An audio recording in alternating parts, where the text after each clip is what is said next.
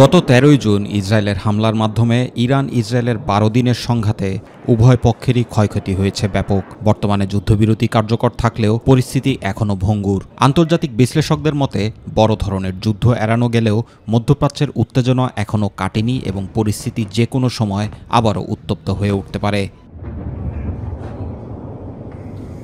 এরই মাঝে ইরানের শত্রুদের সতর্ক করে IRGC commander in chief general Mohammad পাকপোরের আরও একবার হুঁশিয়ারি যেন জানান দিচ্ছে ভয়ানক পরিস্থিতির। বুধবার তিনি বলেন, শত্রু কোনো ভুল করলে দৃঢ় এবং সমুচিত জবাব দিবে তেহরান। জেনারেল মোহাম্মদ পাকপোর আরও বলেন, আমাদের সকল যোদ্ধা বন্দুকের ট্রিগারে আঙ্গুল চেপে রেখেছে। দেশ রক্ষার্থে এক মুহূর্তের জন্য আমরা দ্বিধাবোধ করি না।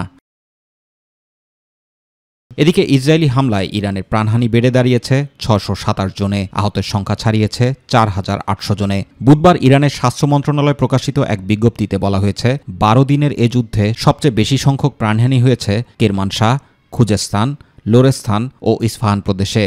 অন্যদিকে ইরানের হামলায় প্রাণ গেছে ২৯ ইসরায়েলির, যাদের ২৮ জনই মিসাইলের সরাসরি আঘাতে নিহত হয়েছেন। প্রায় ২ সপ্তাহব্যাপী চলা এ সংঘাতে ইরানের প্রায় ১,৫০০ স্থানে হামলা চালিয়েছে আইডিএফ। ফেলা হয়েছে ৩,৫০০ বিস্ফোরক। জবাবে ইসরায়েলের প্রায় ৬০০ মাইল ছুড়েছে আইআরজিসি, যার ৮৫ থেকে ৯০% প্রতিহতের দাবি করেছে আইডিএফ।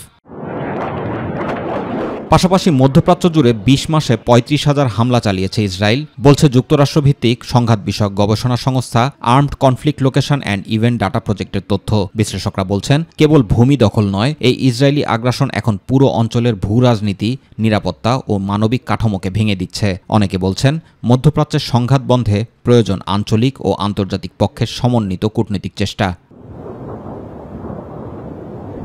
অপরদিকে গাজায় ইসরায়েলি হামলায় গত ২৪ ঘণ্টায় কমপক্ষে ৭৯ ফিলিস্তিনির মৃত্যু হয়েছে। তাদের বেশিরভাগই নারী ও শিশু। নিহতদের মধ্যে ৩৩ জনই প্রাণ হারান ত্রাণ বিতরণ কেন্দ্রের কাছাকাছি এলাকায়। মানবিক সহায়তার জন্য অপেক্ষারত অবস্থায় মৃত্যু হয় তাদের।